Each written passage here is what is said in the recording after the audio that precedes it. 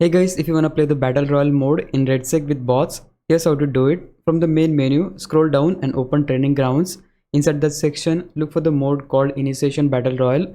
That's the one you want. The Battle Royale 101 mode is only for basic practice. It lets you drop in and learn the controls, but it doesn't give you XP. Initiation Battle Royale, on the other hand, actually awards XP while you play against bots.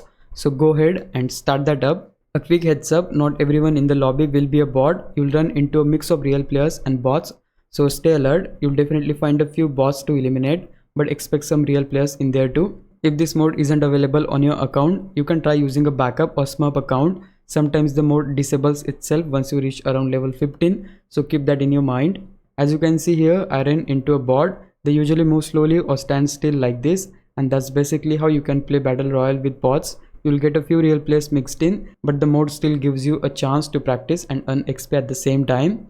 And yeah, that's all there is to it. If you found this video helpful, please leave a like, subscribe the channel. I'll meet you in the next one. Bye bye.